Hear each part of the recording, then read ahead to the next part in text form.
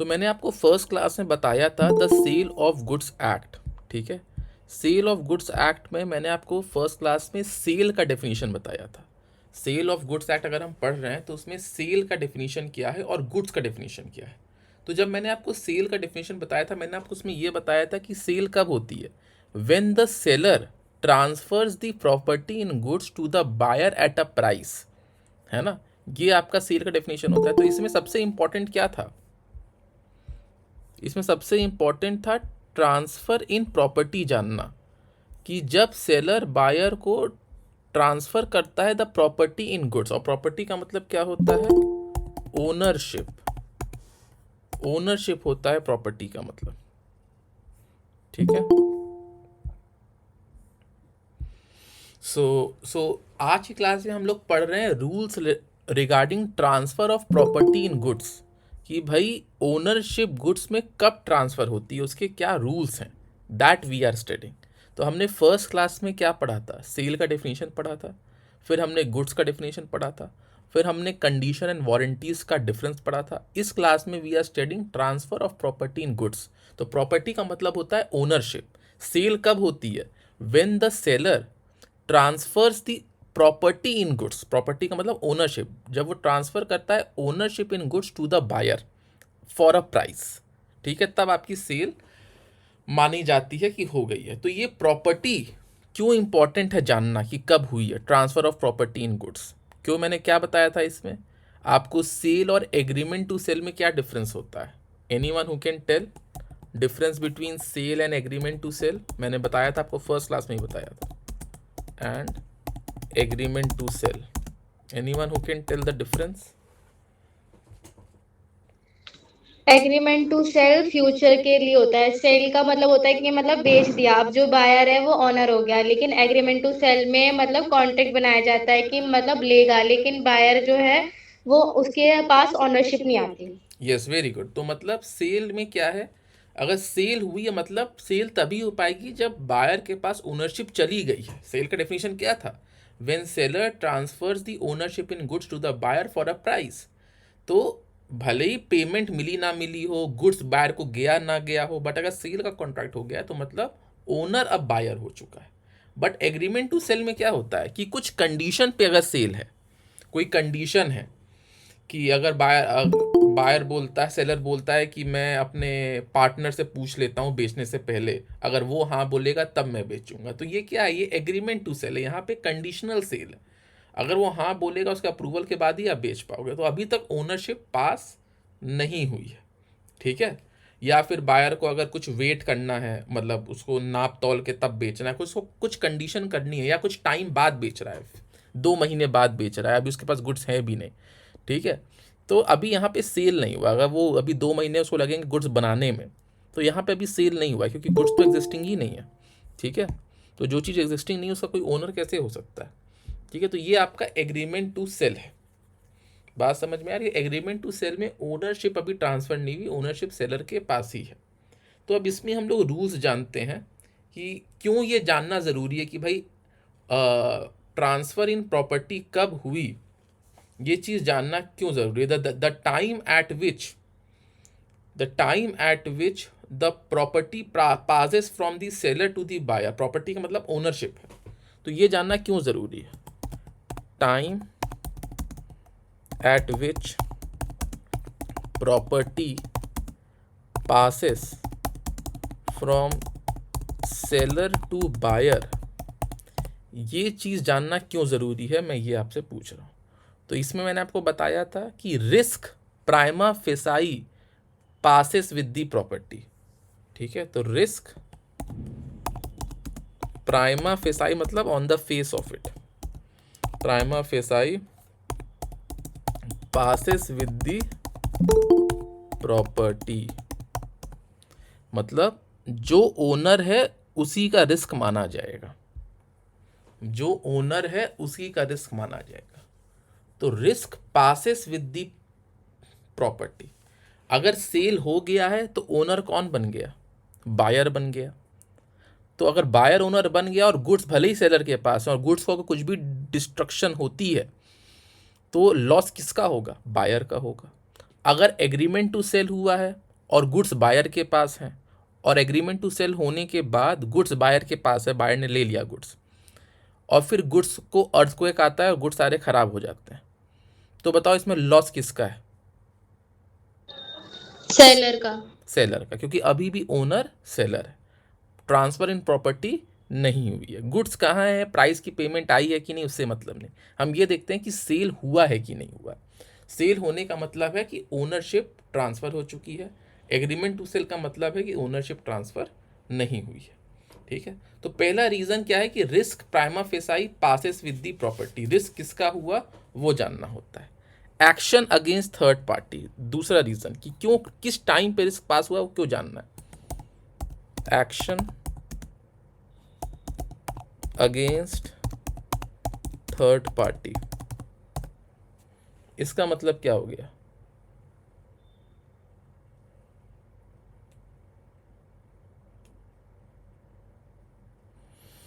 भाई अगर गुड्स किसी थर्ड पार्टी के एक्शन की वजह से खराब हुए हैं तो जो ओनर है सिर्फ वही केस फाइल कर सकता है। ठीक है, मान लो सेल हो गया और गुड्स अभी भी सेलर के पास है, लेकिन ओनर तो अब बायर हो चुका है, और किसी थर्ड पार्टी की वजह से वो गुड्स खराब हुए, तो उस थर्ड पार्टी के अगेंस्ट एक्शन कौन लेगा, सेलर की बायर? बायर लेगा, क्योंकि यहाँ पे सेल हो चुका है, यहाँ पे सेल हो चुका है और ओनरशिप ट्रांसफ़र हो चुकी है। ठीक है, फिर और क्या हो सकता है रीज़न जानने का कि किस टाइम पे प्रॉपर्टी ट्रांसफ़र हुई है? इंसॉल्वेंसी ऑफ बायर और सेलर। मान लो अगर सेल हो गया है, एक सेलर है, उसने गुड्स बेच दिया है और अभी भी गुड्स उसके पास ही है, बायर ने अभी तक आके गुड्स लिया नहीं है, और उसके बाद सेलर जो है वो इंसॉल्वेंट हो जाता है, उसके ऊपर बहुत कर्जा रहता है। तो जब आदमी इंसॉल्वेंट होता है तो उसके सारे एसेट्स को उसके सारे क्रेडिटर्स पे बांट दिया जाता है। तो क्या जो ऑफिसर आएगा, जो सारा एसेट्स, इंसॉल्वेंसी ऑफिसर जो आएगा, ऑफिशियल रिसीवर, क्या वो उस गुड्स को जिसका सेल हो चुका है, जो कि अभी सेलर के पास है, क्या उसको भी वो लेके अब उसके क्रेडिटर्स पे बांट सकता है? No sir. क्यों? क्योंकि गुड्स भले ही उसके पास है बट उस गुड्स का ओनर अब बायर है, तो वो नहीं कर सकता। मान लो इस सेल के बाद गुड्स अभी सेलर के पास है, ठीक है, और बायर इंसॉल्वेंट हो जाए, बायर अगर इंसॉल्वेंट हो जाए, तो क्या जो ऑफिशियल है वो ये गुड्स ले सकता है बायर का बांटने के लिए उसके उसके क्रेडिटर्स पे? Yes sir. वो ले सकता है, क्योंकि बायर इज दी ओनर। यहां तक बात समझ में आ रही है? फिर suit for recovery of price, अगर सेल हो चुका है और बायर फिर प्राइस नहीं दे रहा है तो सेलर अब केस कर सकता है प्राइस के लिए। सामान तो अभी ओनर तो बायर ही है, ठीक है, सूट फॉर प्राइस। तो इन सब रीजंस के लिए जानना ज़रूरी है कि किस टाइम पे ट्रांसफ़र ऑफ ओनरशिप हुई है या किस टाइम पे ट्रांसफ़र ऑफ प्रॉपर्टी हुआ है। यहाँ तक बात समझ में आ रही है आप लोगों को? तो अब रूल्स क्या है regarding transfer of property. Rules regarding transfer of property, कब माना जाएगा कि प्रॉपर्टी ट्रांसफ़र हुई? तो देखो इसमें दो केस हो सकते हैं, या तो वो गुड्स स्पेसिफिक या असर्टेन गुड्स है। मैंने आपको टाइप्स ऑफ गुड्स में बताया था ना, स्पेसिफिक और असर्टेन गुड्स। असर्टेन मतलब जो आइडेंटिफाइड है, असर्टेन गुड्स का एक केस है, और अनअसर्टेन गुड्स का एक केस है। असर्टेन गुड्स क्या होते हैं? जो कि ऑलरेडी आइडेंटिफाई किए जा चुके हैं, ठीक है। अगर मान लो सेलर के पास 1000 क्विंटल का राइस है और बायर को 100 क्विंटल चाहिए, तो वो 100 क्विंटल अगर छांट के रख दिया गया है तब ये क्या हो गया? गुड्स आर असर्टेन्ड, मतलब गुड्स को आइडेंटिफाई कर लिया गया है अभी। और अगर 100 क्विंटल अभी छांटना बाकी है 1000 क्विंटल में से, तो गुड्स आर अनअसर्टेन्ड, मतलब अभी उनको आइडेंटिफाई नहीं किया गया। तो दोनों के लिए रूल्स अलग हैं, ठीक है। तो असर्टेन गुड्स या स्पेसिफिक गुड्स के लिए कब होता है ट्रांसफ़र ऑफ प्रॉपर्टी? तो ट्रांसफ़र ऑफ प्रॉपर्टी तब होता है जब पार्टीज का इंटेंशन होता है, when parties have intended to transfer it. ठीक है, तो इसका सिंपल आंसर क्या है कि कब ओनरशिप ट्रांसफ़र होती है, तो वो डिपेंड करता है इंटेंशन ऑफ द पार्टीज में। ठीक है, कब पास होती है, it depends on when parties intend it to pass, when parties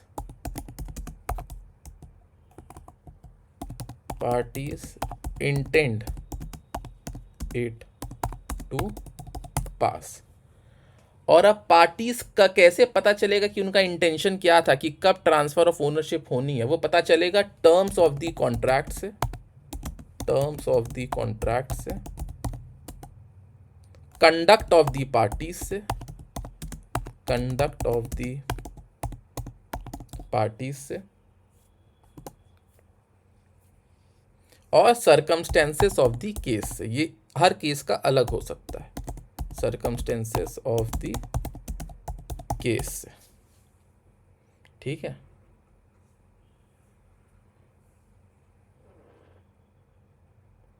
अगर कॉन्ट्रैक्ट हो गया उसके बाद आपने कोई सब्सिक्वेंट स्पेसिफिकेशन इंटेंशन का रखा है, वो मायने नहीं रखेगा। ठीक है, कॉन्ट्रैक्ट होने से पहले आप रखो तब मायने रखेगा। मतलब क्या है मैं बताता हूँ। तो आपको ये बात समझ में आ गई कि प्रॉपर्टी कब पास होगी, when there is an intention of parties. अब इंटेंशन ऑफ पार्टीज क्या, आप गए दुकान में खरीदने पेंसिल का बॉक्स, आपको 5 पेंसिल बॉक्स चाहिए, दुकानदार ने 5 पेंसिल बॉक्स आपको दिखा दिया, आपने सेलेक्ट कर दिया, आपका कॉन्ट्रैक्ट हो गया, है ना। आपने पेमेंट कर दिया, दुकानदार को देना पड़ेगा क्योंकि उसने आपके लिए निकाल के अलग किया, मतलब उसका भी कंसेंट है, आपका भी कंसेंट, अब कॉन्ट्रैक्ट हो गया। ठीक है, तो जब गुड्स ऑलरेडी आइडेंटिफाइड हैं तो जैसे ही कॉन्ट्रैक्ट हुआ वैसे ही ओनरशिप पास हो गई। अब भले ही आपने पैसे दिए हो या ना दिए हो, गुड्स आप ही का है, फिर दुकानदार आपसे बोलेगा भाई पैसे दे दो, सामान तुम लेके गए थे, है ना। तो क्या नाम है, अब आपको पैसे देने पड़ेंगे और ना वो कोर्ट केस कर सकता है। बात समझ में आ रही है? तो जैसे ही कॉन्ट्रैक्ट हुआ वैसे ही ओनरशिप पास हो गई अगर वो गुड्स आइडेंटिफाइड हैं। ठीक है, बात समझ में आ रही है? आप जो हो किसी ऑक्शन पे गए, ठीक है, आपने बिड लगाया, ठीक, जैसे ही हैमर फॉल हुआ उसने वो एक्सेप्ट कर लिया, अब आपको प्राइस देना पड़ेगा, उसको वो सामान देना पड़ेगा। आप किसी पेंटिंग के ऑप्शन पे गए, ऑक्शन पे गए, वो पेंटिंग बिड लगी, आपने हाईएस्ट बिड लगाई, आप पे वो पेंटिंग हो गई, वो अब कॉन्ट्रैक्ट हो गया।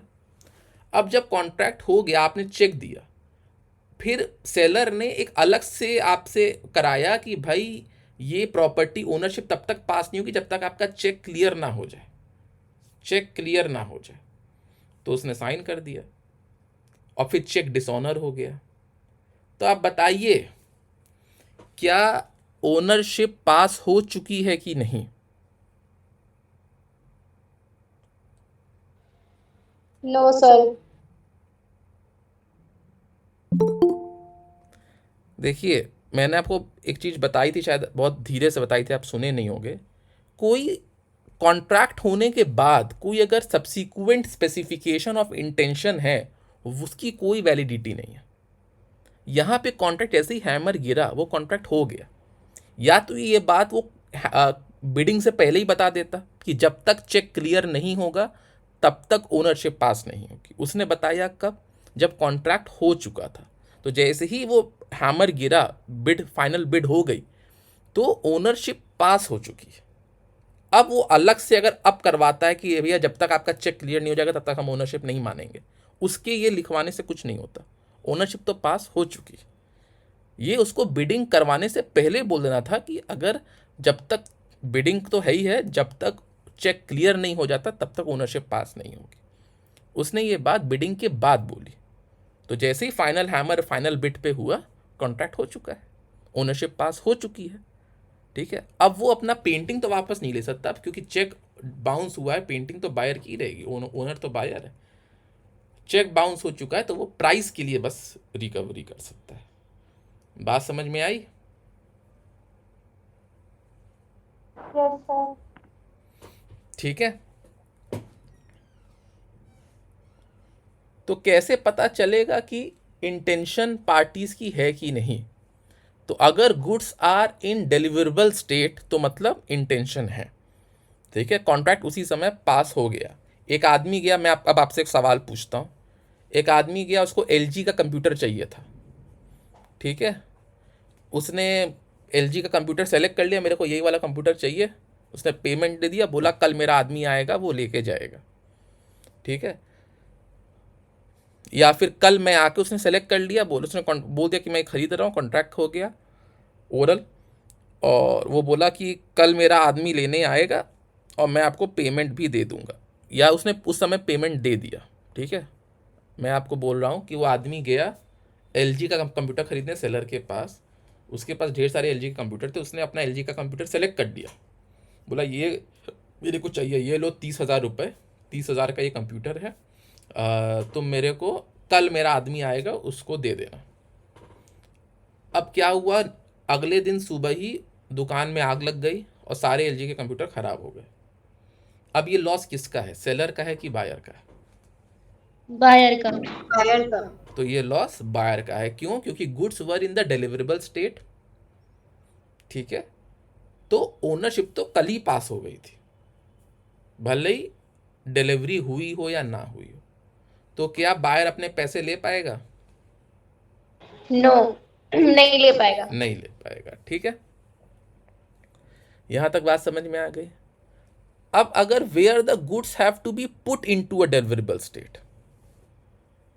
ठीक है, अब अगर गुड्स को डिलीवरेबल स्टेट में डालना है, अभी पैकिंग करनी है, तब ओनरशिप तब पास होगी जब वो डिलीवरेबल स्टेट पे आ चुका है और बायर को इस बात की नोटिस है। ठीक है, तब जाके वो पास होगी। ये बात समझ में आ रही है कि नहीं? Yes sir. Yes sir. तो अब मान लो, एक मैं आपको एग्जांपल देता हूं। ए जो है वो सेलर के पास जाता है जिसका ऑयल का बिजनेस था। उसने बोला भाई आपके तो टैंक में बहुत ऑयल है, मेरे को 100 ड्रम ऑयल चाहिए। तो एक सेलर को क्या करना था, 100 ड्रम में ऑयल भरने थे। ठीक है, 20 ड्रम में तो ए के सामने ही ऑयल भरा गया था, 80 ड्रम बाकी था। तो वो ऑयल भर ही रहा होगा, 40-50 में और भर दिया था। लेकिन अगले दिन मॉर्निंग में आग लग गई, सारा ऑयल खराब हो गया, जल गया। अब बताओ इसमें लॉस किसका हुआ? 20 ड्रम में तो ए के सामने ऑयल भर गए थे, और ए के जाने के बाद 50 ड्रम पे उसने ऑयल भर दिए थे, 30 ड्रम और में भरना था। तो बताओ इसमें लॉस किसका होगा? सेलर का। Anyone else? बायर का होगा ए। आप कह रहे हो बायर का होगा। तो आप दोनों ही सही हो और दोनों ही गलत हो। तो देखो, जो 20 ड्रम बायर के सामने भरे गए थे उसमें goods were into a deliverable state, और बायर ने देख लिया था कि 20 ड्रम में तो भरा चुके हैं। दो चीज होनी चाहिए, गुड्स को जब आप डिलीवरेबल स्टेट में डालते हो तो बायर को नोटिस भी होनी चाहिए। तो 20 ड्रम का तो लॉस बायर का होगा।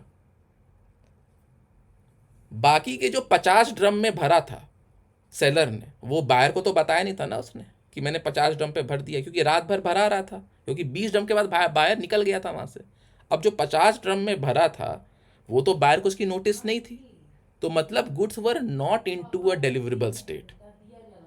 All right, goods were not into a deliverable state. तो यहाँ पे 80 ड्रमों का जो लॉस है वो सेलर का होगा और 20 ड्रम का लॉस बायर का होगा।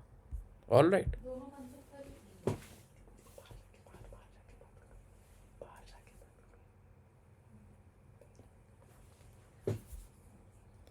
तो यहां तक बात समझ में आ रही है?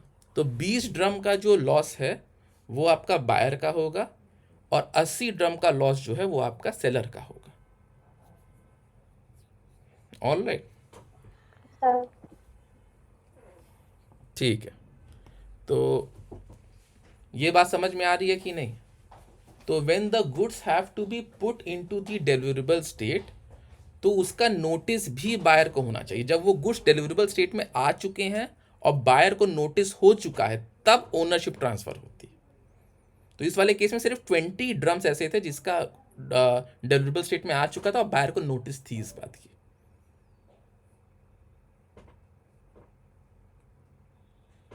ठीक, तो ये आपका हो गया कौन सा एग्जाम्पल, स्पेसिफिक और असर्टेन गुड्स का रूल। पहला रूल क्या था, when the goods are already into a deliverable state, तब तो जैसे ही आपका कॉन्ट्रैक्ट हुआ ओनरशिप पास हो गई। When the goods have to be put into a deliverable state, तब आपको डिलीवरेबल स्टेट में जब पुट कर दिया हो गया और बायर को नोटिस हो गई हो। और तीसरा क्या है, when seller is bound to weigh, measure और do something to ascertain the price. ठीक है, प्राइस को असर्टेन करने के लिए उसको कुछ नापना तौलना हो, है ना। आप गए, आपने बोला कि भाई मेरे को 5 kg प्याज चाहिए, है ना। तो अब जो सेलर है वो अपने प्याज के लॉट में से 5 kg को नापेगा ना, तब वो प्राइस बता पाएगा, है ना, कि कितने प्राइस लगेगी। तो प्राइस को असर्टेन करने के लिए जब तक वो वेक ना कर ले, आप प्याज खरीदने गए थे तो जब तक वो प्राइस असर्टेन करके आपको बता ना दे, तब तक ओनरशिप पास नहीं हुई है। ठीक है, अब बात समझ में आ गई। आप एक, मान लो आप स्कूटर से घर आए, रास्ते में आपको घर वालों ने बोला प्याज लेके आ जाना। आप दुकान में गए, बोले कि भाई मेरे को 5 kg प्याज चाहिए, पैक कर दो, ये लो पेमेंट, मैं अभी आता हूँ, घर में सामान रख के आता हूँ अपना, है ना। आप गए सामान रखने, जैसे आप वापस आए उसी समय उस ठेले का एक्सीडेंट हो गया, सारे प्याज खराब हो गए। तो यहाँ पे लॉस किसका है, आपका है कि ठेले वाले का है? सर एक्सप्लेन करना दोबारा। दोनों का। मैंने कहा कि आप जो हो वेजिटेबल शॉप में गए, आपने बोला 5 kg प्याज मेरे को चाहिए, तुम उसको नाप लो, नाप तौल दो, मैं अभी 2 मिनट में आता हूँ, है ना। तो अब जब तक आप वापस आते हो उसके पहले एक्सीडेंट हो जाता है, तो उस ठेले वाले पे कोई गाड़ी आके मार देती है, सारे प्याज खराब हो जाते हैं। तो यहाँ पे लॉस किसका है, बायर का है कि सेलर का है? दोनों का। और बायर ने पैसे दे दिए हैं, तो क्या बायर अपना पैसा वापस ले सकता है? फायर नहीं। हाँ जी, सेलर का नुकसान हुआ है। पर यहाँ पर तो दोनों का नुकसान हुआ ना, क्योंकि बायर ने भी दे दिए पैसे और उसकी जितनी चीजें हाँ, थी तो सब मैं गिर यही गई। पूछ रहा हूँ कि क्या बायर अपने पैसे वापस ले सकता है? नहीं ले सकता, क्योंकि लॉस तो उनका भी हुआ है ना। ओके ओके, ठीक है, आपने बता दिया ना बस। और किसी को कुछ बताना है? दीपाली, गौरी, अंशिका, ज्योति, एनीवन? लॉस यहाँ किसका होगा, बायर का होगा कि सेलर का होगा? बायर ने पैसे दे दिए, तो देखो यहाँ पे जो जहाँ पे जो लॉस है वो सेलर का होगा, क्योंकि अभी सेलर को उन गुड्स को नापना था, तौलना था, उसका प्राइस बताना था, और बायर को इस बात की नोटिस होनी चाहिए थी। बट सर आपने तो बोला कि उन्होंने पैसे दे दिए थे। हाँ, पैसे दे दिए थे, पैसे तो तो वापस पैसे वो वापस ले लेगा ना। बायर ने जो पैसे दिए थे, क्योंकि यहाँ पे अभी भी बायर ओनर नहीं बना है, ओनर तो सेलर ही है, तो बायर जो है वो पैसे वापस ले लेगा। बात समझ में आ रही है? Yes sir. ठीक है, अगर मान लो इसी केस में वो बोला कि भैया मैं 5 मिनट में आता हूँ, ये पैक कर देना, ये लो पैसे। अब उस वेजिटेबल वाले ने जैसे ही वो अपने घर पहुंचा बैग वैग रखने, उसको फ़ोन करके बोला भैया आपका सामान पैक हो गया, आके लेके जाओ। ठीक है, उसके बाद जब वो आता है लेने, तभी एक्सीडेंट हो जाता है ठेले वाले का और सारे प्याज खराब हो जाते हैं। अब बताओ लॉस किसका है? बायर का है।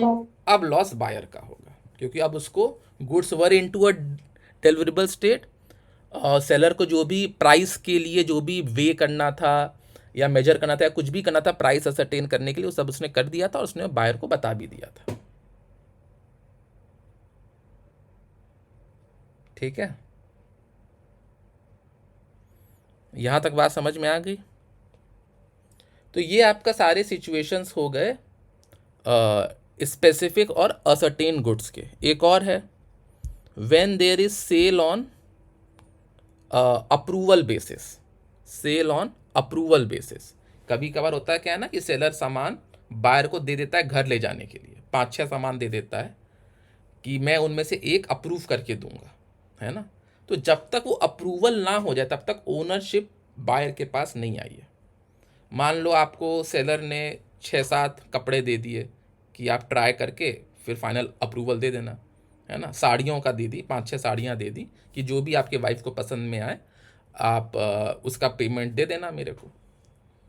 तो क्या यहाँ पे सेल हो गया है या ओनरशिप पास हो गई है? No sir. अब वो तो रिटर्न भी कर सकता है ना सारे, क्योंकि यहाँ पे रिटर्न बेसिस पे हुआ है। तो यहाँ पे प्रॉपर्टी तब तक पास नहीं होगी, ओनरशिप तब तक पास नहीं होगी जब तक बायर ने किसी को अप्रूव ना कर दिया हो किसी एक सामान को। अगर उसने फ़ोन करके बोल दिया भैया ये लाल वाली साड़ी मैं खरीद रहा हूँ, ठीक है, और उसके बाद क्या होता है वही लाल वाली साड़ी में आग लग जाती है, तो क्या बायर को सेलर को पैसे देने पड़ेंगे? देने पड़ेंगे, क्योंकि ओनर अब बायर था। ये लॉस किसका होगा? बायर का होगा। बात समझ में आ रही है? Yes sir. या फिर मान लो बायर ने अप्रूव नहीं किया, बायर जो है अप्रूव नहीं किया, बट उसने उस सामान के साथ कुछ ऐसा किया जो कि एक ओनर ही करता है। उसने 5-6 साड़ी लेके गया था, अब वो आराम से 2 हफ्ते हर दिन साड़ी अपनी वाइफ को, उसकी वाइफ हर दिन साड़ी पहन के निकल रही है, घूम घाम रही है ना।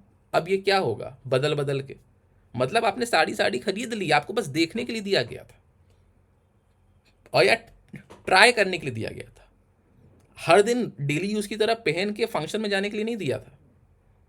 बात समझ में आ रही है? तो अब आपको खरीदना पड़ेगा। ओनरशिप पास हो चुकी है तभी मोमेंट पे हो गई थी जब आपने वो साड़ी पहन के फंक्शन गए,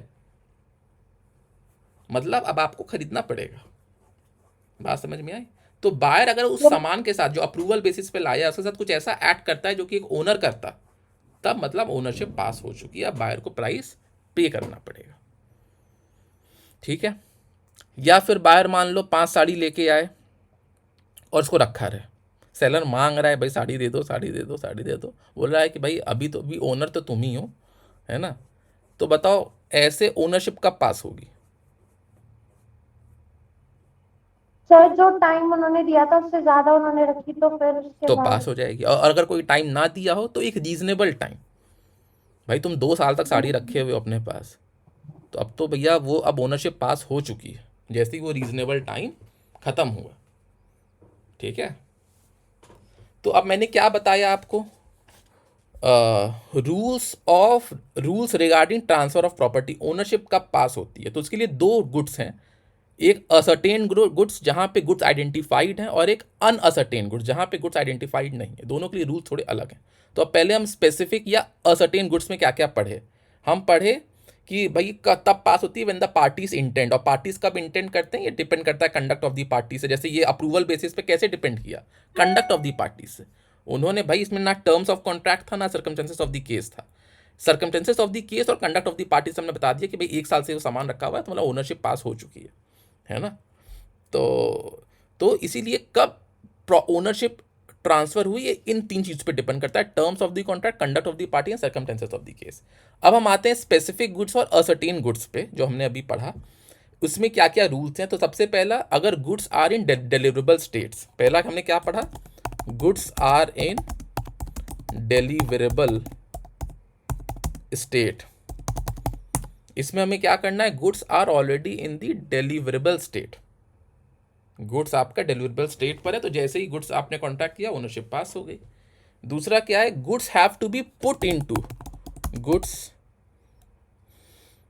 have to be put into deliverable state. तो यहां पे ओनरशिप कब पास होगी? जब गुड्स को डिलीवरेबल स्टेट में डाल दिया गया, उस बात का नोटिस बायर को दे दिया गया। तीसरा क्या है? Seller has to measure, test or do something to ascertain the price। तो जब तक वो मेजर, वेट या कुछ ऐसा नहीं कर लेता प्राइस असरटेन करने के लिए, ये नोटिस बायर को नहीं देता था, तब तक ओनरशिप पास नहीं होगी। या फिर goods are delivered on approval और return basis. Goods are delivered on approval और रिटर्न बेसिस। इसमें क्या होगा कि भाई अगर या तो अप्रूवल दे दिया हो तब ओनरशिप पास हो गई, या फिर वो ऐसा कोई एक्ट करे जो कि एक ओनर ही करता, या फिर वो अगर रीजनेबल टाइम से ज़्यादा गुड्स अपने पास रखे तब फिर ओनरशिप पास मान ली जाएगी। ये सारे केसेस बनते हैं स्पेसिफिक और असर्टेन गुड्स में। अब हम लोग पढ़ लेते हैं transfer of property in unascertained and future goods. Transfer of property in unascertained और फ्यूचर गुड्स। इसका मतलब क्या होता है? इसका मतलब ये होता है कि जो गुड्स हैं वो अभी भी अनअसर्टेन्ड हैं, ठीक है, उनको अभी आइडेंटिफाई नहीं किया गया है। असर्टेनमेंट का मतलब क्या होता है? आइडेंटिफाई करना, उसको लॉट से सेपरेट करना कि ये बेचना है, ठीक। तो जब तक आप उसको आइडेंटिफाई नहीं कर लोगे तब तक ओनरशिप पास नहीं होगी, ठीक है। बात समझ में आ रही है? फिर आता है आपका एप्रोप्रिएशन ऑफ गुड्स, ठीक है। एप्रोप्रिएशन और असर्टेनमेंट जो है, एप्रोप्रिएशन ऑफ गुड्स, दोनों लगभग एक ही चीज होती है, असर्टेनमेंट ऑफ गुड्स और एप्रोप्रिएशन ऑफ गुड्स। बट इसमें एक डिस्टिंक्शन है। असर्टेनमेंट जो होता है वो यूनिलैटरल एक्ट होता है, सेलर ने गुड्स अलग कर दिया, सेलर ने गुड्स अलग कर दिया जो बेचना है। बायर आया, उसने बोला मेरे को 100 क्विंटल ऑफ वीट चाहिए और सेलर के पास 1000 क्विंटल है। अगर उसने 100 क्विंटल निकाल के अलग कर दिया तो ये असर्टेनमेंट ऑफ गुड हो गया। अगर उसने 100 क्विंटल जो निकाल के अलग किया उसने इसके बारे में बायर को बता दिया है, बायर को नोटिस दे दिया है, उसके बाद अलग किया है, तो ये क्या हो गया? Appropriation of goods. तो जैसे ही goods are appropriated, unascertained goods में ओनरशिप पास हो जाती है। अनअसर्टेन गुड्स में ओनरशिप कब पास होगी? When there is an appropriation of goods, ठीक है। अप्रोप्रिएशन ऑफ गुड्स क्या है? ये एक बायलैटरल एक्ट है जिसमें सेलर या तो अलग करे या तो बायर करे अलग, लेकिन अगले पार्टी का कंसेंट रहे, ठीक है। तो जब आप नोटिस दे देते हो तब आपने कंसेंट ले लिया। तो बात ये समझ में आ रही है?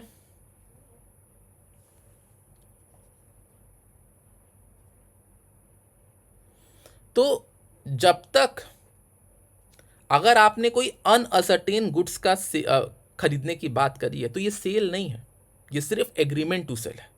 जब तक वो अनअसर्टेन गुड्स को एप्रोप्रिएट ना कर दिया जाए तब तक वो सेल नहीं होगा। जब तक सेलर उसको निकाल के अलग ना कर दे और बायर कोई नोटिस ना दे दे, इसको कहते हैं appropriation of goods. Ascertainment plus notice to the buyer, तब जाके गुड्स एप्रोप्रिएट होते हैं। जब तक सेलर एप्रोप्रिएट ना कर दे गुड्स तब तक ओनरशिप ट्रांसफर नहीं होगी। अगर आप सेलर के पास गए और बोले 100 क्विंटल वीट का चाहिए और सेलर के गोडाउन में 1000 क्विंटल है, तो अभी सेल नहीं हुआ है। जब तक सेलर जो है 100 क्विंटल अलग ना कर दे और आपको ये बात बता ना दे, तब ओनरशिप पास होगी। तो स्टार्टिंग में जो हुआ वो एग्रीमेंट टू सेल था। बात समझ में आया? फिर आपका असर्टेन गुड्स में डिलीवरी टू द कैरियर अगर हो, डिलीवरी टू द कैरियर, ये तो अब आपको असर्टेन गुड्स का, अनअसर्टेन गुड्स का तो समझ में आ गया। उसको आपको एप्रोप्रिएट करना पड़ेगा तब ओनरशिप पास होती है। तो पहला केस क्या था? स्पेसिफिक गुड या असर्टेन गुड्स जो ऑलरेडी आइडेंटिफाइड है।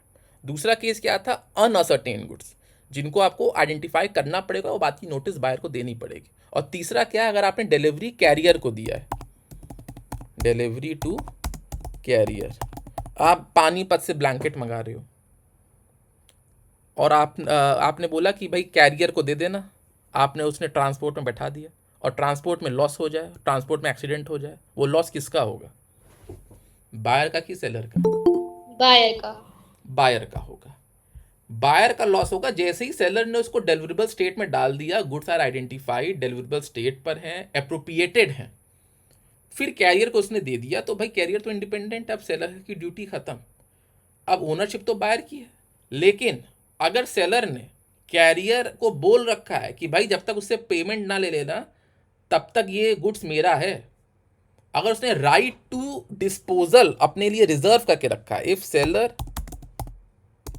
Has reserved the right of disposal, तब क्या होगा? इसका मतलब तब बताओ क्या ओनरशिप पास हुई है? नहीं। तब फिर अगर गुड्स ट्रांसपोर्ट में खराब होते हैं तो लॉस किसका होगा? सेलर का होगा। क्योंकि यहां पर अगर सेलर ने रिजर्व कर रखा है राइट ऑफ डिस्पोजल, यहां पे ओनरशिप तब पास होगी जब बायर ने कैरियर को प्राइस दे दिया हो। ठीक है, तो अगर सेलर ने राइट ऑफ डिस्पोजल रिजर्व नहीं किया है तब तो जैसे उसने कैरियर को दिया वैसी ओनरशिप पास हो चुकी है। अगर उसने रिजर्व कर रखा है तो ओनरशिप पास नहीं हुई, अगर बीच में कुछ होता है तो लॉस सेलर का होगा। यहां तक बात समझ में आ रही है कि नहीं?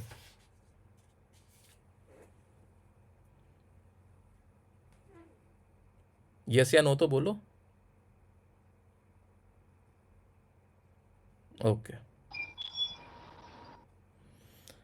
तो अब नेक्स्ट क्लास में we will be studying more about right of disposal.